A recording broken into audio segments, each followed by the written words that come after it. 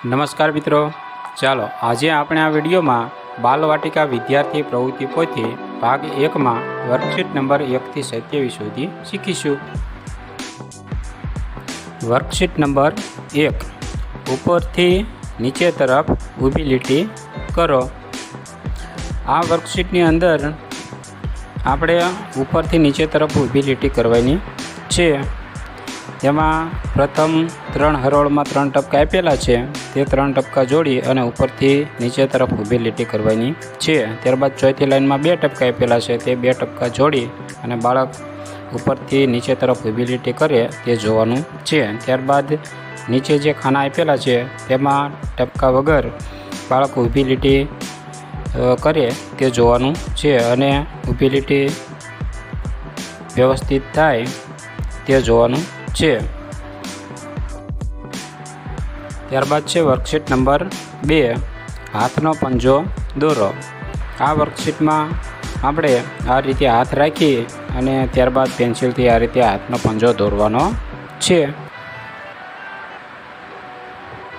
ત્યારબાદ છે worksheet number 3, હાથનો પંજો દોરો। આ વર્કશીટમાં પણ આપણે વર્કશીટ 2ની જેમ જ હાથ રાખી અને હાથનો પંજો દોરવાનો છે। ત્યારબાદ છે વર્કશીટ નંબર 4, ઘરના સભ્યો જે વસ્તુ પહેરતા હોય તે ચિત્રની નીચે ગોળમાં રંગ પૂરો।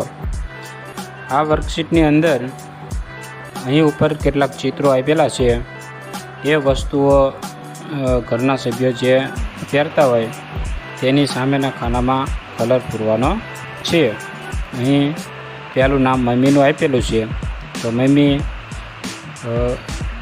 કઈ વસ્તુઓ ઉપરમાંથી પહેરે છે તેની નીચેના ખાનામાં આપણે કલર પૂરવાનો છે। તો કે મમ્મી ચશ્મા પહેરે, ટી શર્ટ પહેરે, ચંપલ પહેરે, ઘડિયાળ પહેરે ને માળા પહેરે, તો એ ખાનામાં આપણે કલર પૂરવાનો છે।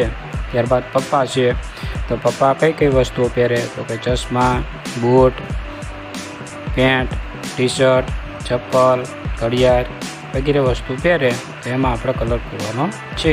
ત્યારબાદ અહીં ત્રીજા ખાનામાં બા લખેલું છે, તો બા કઈ વસ્તુ પહેરશે, તો કે ચશ્મા, ટી શર્ટ, ચપ્પલ, ઘડિયાળ, માળા વગેરે। ત્યારબાદ દાદા આપેલું છે, તો દાદા કઈ વસ્તુઓ પહેરે, તો કે ચશ્મા, બૂટ, પેન્ટ, ચપ્પલ, ઘડિયાળ, માળા વગેરે।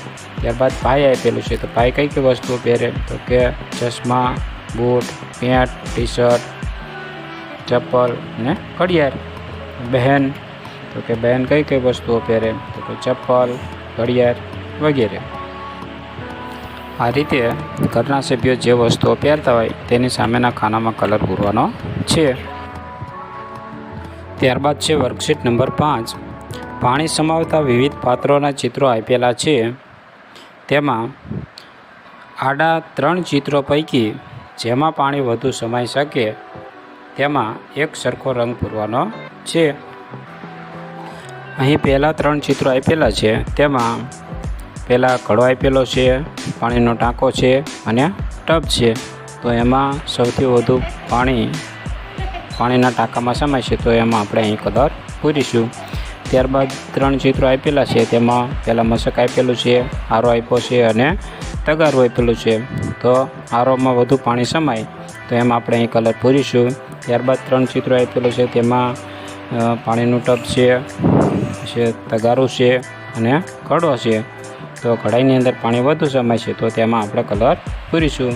ત્યારબાદ બાઉલ છે, ઘડો છે અને જગ છે, તો કઢાઈમાં પાણી વધુ સમાય છે તો તેમાં આપણે કલર પૂરીશું। ત્યારબાદ ડોલ આપેલી છે, ગ્લાસ આપેલો છે અને જગ આપેલો છે, તો અહીં ડોલમાં પાણી વધુ સમાય છે તો એમાં આપણે કલર પૂરીશું। ત્યારબાદ છે વર્કશીટ નંબર 6, તમે જોયેલ વસ્તુ પાસેના ગોળમાં લાલ રંગ પૂરો।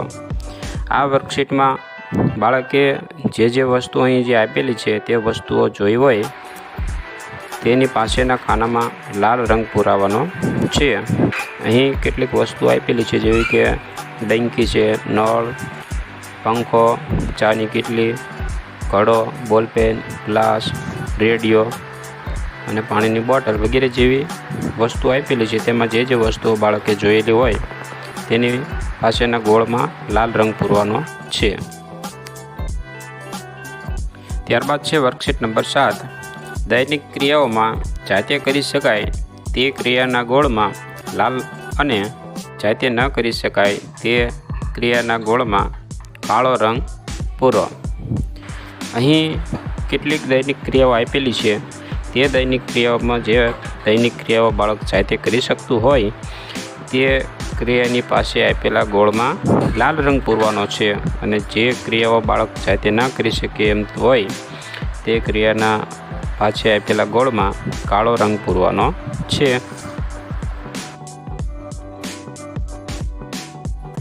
ત્યારબાદ છે વર્કશીટ નંબર 8. ઊભી લીટી દોરો. આ વર્કશીટમાં આપણે આ રીતે નીચેથી ઉપર તરફ ઊભી લીટી દોરવાની છે. ત્યારબાદ છે વર્કશીટ નંબર 9A. ચિત્રમાં ખૂટતા ભાગો પૂર્ણ કરો. આ વર્કશીટમાં આપણને અહીં કેટલાક ચિત્રો આપેલા છે. તેમાં કૂતરો આપેલો છે, પોપટ આપેલું છે, ખુરશી અને માણસનું ચિત્ર આપેલું છે. એ ચિત્રમાં કેટલાક ભાગો ખૂટે છે. એ ભાગો આપણે આ રીતે દોરી અને પૂર્ણ કરવાના છે. આ વર્કશીટની મદદથી બાળકને પ્રાણી, પક્ષી, વાહન, ખુરશી વગેરે જેવા સાધનોના ચિત્રો આપતા બાળક તેના ખૂટતા ભાગો દોરે છે.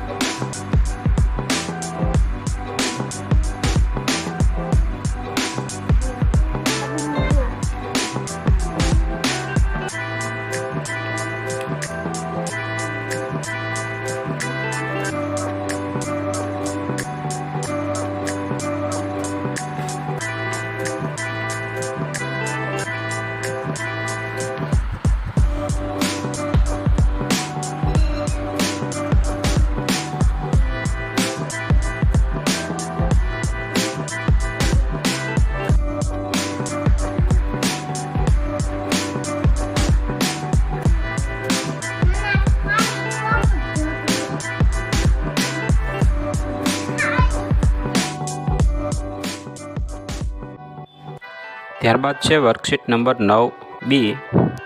ટપકા જોડો અને ચિત્રમાં કોલાજ વર્ક કરો. અહીં આપણને 2 ચિત્રો આપેલા છે. એક ગાયનું ચિત્ર આપેલું છે અને એક મોટરનું ચિત્ર આપેલું છે. તો એમાં આપણે ટપકા જોડી અને ત્યારબાદ બાળકને રંગીન કાગળ અથવા છાપાના કાગળના ટુકડા આપવાના છે. એ ટુકડા બાળક ચિત્રમાં આ રીતે ચોંટાડી અને કોલાજ વર્ક કરશે. ત્યારબાદ છે વર્કશીટ નંબર 9C. હાથીના ખૂટતા અંગો જોડો. આ વર્કશીટમાં વચ્ચેના ભાગમાં એક હાથીનું ચિત્ર આપેલું છે અને બાજુના ભાગમાં તેના અંક કે ભાગ અલગ અલગ આપેલા છે.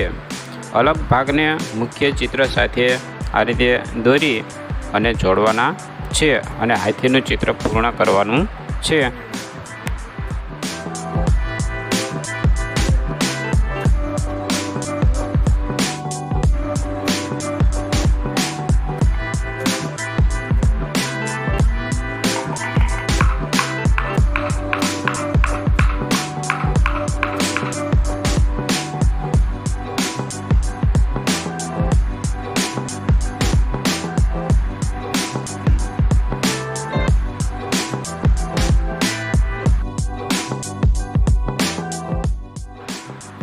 ત્યારબાદ છે વર્કશીટ નંબર 10.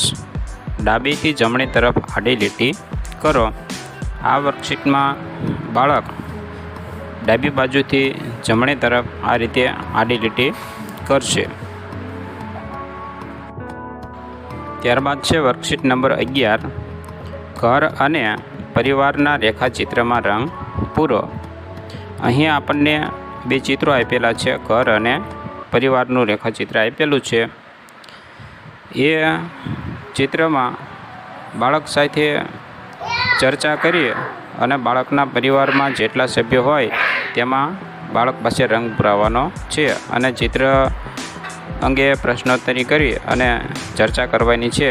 જેમ કે આ ચિત્ર કોનું છે, તમારા ઘરમાં આ ઉંમરનું કોણ છે, આ ચિત્રમાં ન હોય તેવા સગા કયા રહે છે, વિવિધ સંબંધી તમને શું નામ કહીને બોલાવે છે અને કયા કયા સંબંધીના બાળકો તમારા કરતાં નાના છે વગેરે જેવા બાળકને પ્રશ્ન પૂછી અને ચિત્ર અંગે ચર્ચા કરવાની છે. ત્યારબાદ છે વર્કશીટ નંબર 12. તમે જે ક્રિયા કરતા હો ત્યાં રંગ પૂરો. અહીં કેટલીક દૈનિક ક્રિયાઓ આપેલી છે.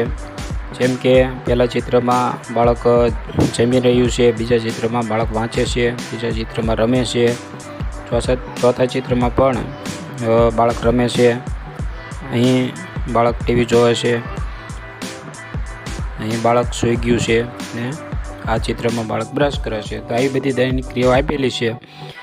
તે દૈનિક ક્રિયાઓ જે બાળકો કરતા હોય ત્યાં રંગ પૂરવાનો છે.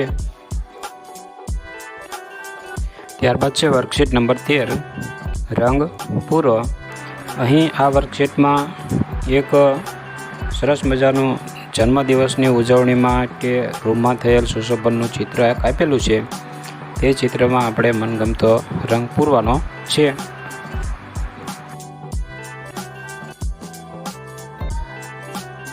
ત્યારબાદ છે વર્કશીટ નંબર 14. તમને મનપસંદ ચિત્ર દોરી અને તેમાં રંગ પૂરો. આ વર્કશીટમાં બાળકોને મનપસંદ ચિત્ર દોરવા માટે કહેવાનું છે. જો બાળક ચિત્ર ના દોરી શકે તો શિક્ષકે ચિત્ર દોરી આપવાનું છે અને ત્યારબાદ તેમાં બાળકોએ મનપસંદ રંગ પૂરવાનો છે.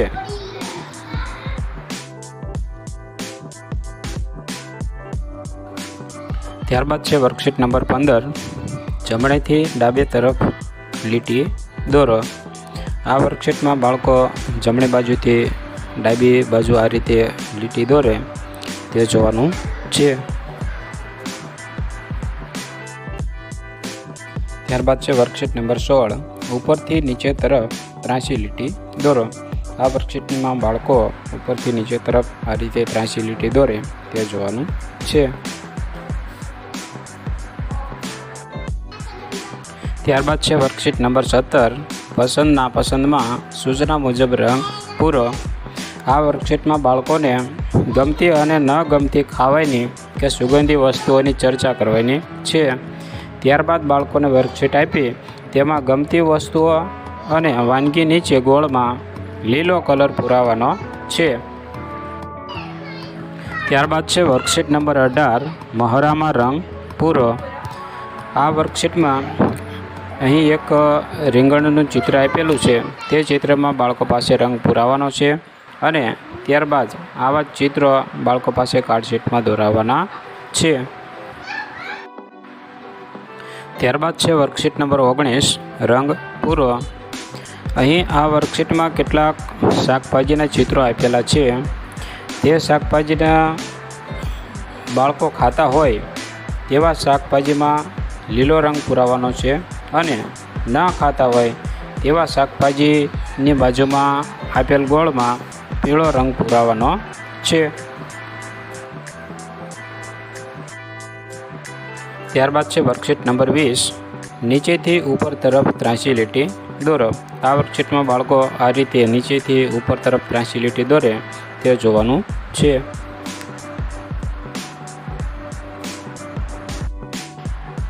ત્યારબાદ છે વર્કશીટ નંબર 21. ચિત્ર દોરી રંગ પૂરો. આ વર્કશીટમાં બાળકોને જુલાઈ મહિનામાં આવતા તહેવારોના આધારે કોઈપણ એક ચિત્ર દોરવાનું કહેવાનું છે અને તેમાં રંગ પુરાવાનો છે. જુલાઈ મહિનામાં છોકરીઓના વ્રત અને મોળાકત જેવો તહેવાર આવે અને અષાઢી બીજનો તહેવાર આવે છે. તો તેના આધારે કોઈપણ એક ચિત્ર દોરી અને રંગ પૂરવાનો છે. ત્યારબાદ છે વર્કશીટ નંબર 22. ઉપરથી નીચે તરફ ત્રાંસી લીટી કરો. આ વર્કશીટમાં આ રીતે ઉપરથી નીચે તરફ બાળક ત્રાંસી લીટી કરે તે જોવાનું છે.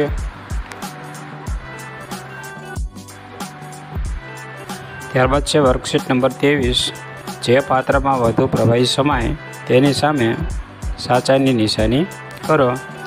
અહીં આ વર્કશીટમાં આડી હરોળમાં 3 ચિત્રો આપેલા છે. તે 3 ચિત્રોમાંથી જે વસ્તુમાં પાણી વધુ સમાય તેની સામે સાચાની નિશાની કરવાની છે. ત્યારબાદ છે વર્કશીટ નંબર 24, ચિત્રના અડધા ભાગમાં રંગ પૂરો. અહીં આ વર્કશીટમાં કેટલાક ચિત્રો આપેલા છે. આ ચિત્રોને સૌપ્રથમ આપણે અડધો ભાગ કરી અને ત્યારબાદ અડધા ભાગમાં મનપસંદ રંગ પૂરવાના છે.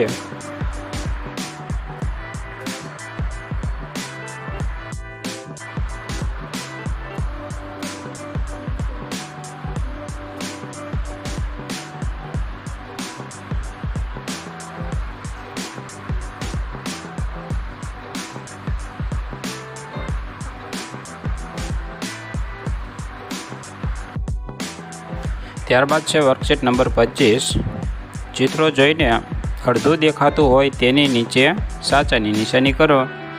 આ વર્કશીટમાં આપણે અહીં કેટલાક ચિત્રો આપેલા છે. એ આકારના ચિત્રોમાં અડધો ભાગ લીટીવાળો અને અડધો ભાગ કોરો દેખાતો હોય તેવા ચિત્રોની નીચે આપેલા ગોળમાં આપણે સાચાની નિશાની કરવાની છે. ત્યારબાદ છે વર્કશીટ નંબર 26, નીચેથી ઉપર તરફ 83 લીટી દોરો.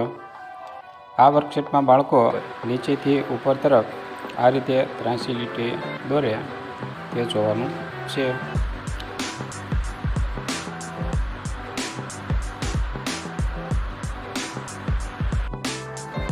ત્યારબાદ છે વર્કશીટ નંબર 27, યોગ્ય જોડ બનાવો. આ વર્કશીટમાં અહીં આપણને કેટલાક સંગીતના સાધનો આપેલા છે તેની આપણે યોગ્ય જોડ બનાવવાની છે.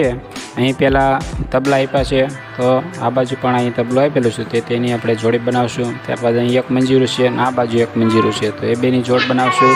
ત્યારબાદ અહીંયા ડ્રમ આપેલો છે અને આ બાજુ દાંડી આપેલી છે, તો ડ્રમને આપણે દાંડીથી વગાડીએ તો એની આપણે યોગ્ય જોડ બનાવવાની છે. ત્યારબાદ અહીં ખડતાલ આપેલું છે અને અહીં પણ ખડતાલ છે, તો એ બેની યોગ્ય જોડ બનશે. ત્યારબાદ અહીં ખંજરી આપેલી છે, તો ખંજરી આપણે હાથથી વગાડીએ તો ખંજરીને આપણે હાથ સાથે જોડીશું. ત્યારબાદ અહીં શરણાઈનું ચિત્ર આપેલું છે, તો શરણાઈને આપણે મોં વડે વગાડીએ છીએ, તો શરણાઈને આપણે મોં સાથે જોડવાનું છે. આ રીતે સંગીતના સાધનોની યોગ્ય જોડ બનાવવાની છે. શિક્ષણને લગતા વધુ વિડીયો નિહાળવા માટે અમારી ચેનલને લાઇક કરો, સબસ્ક્રાઈબ કરો.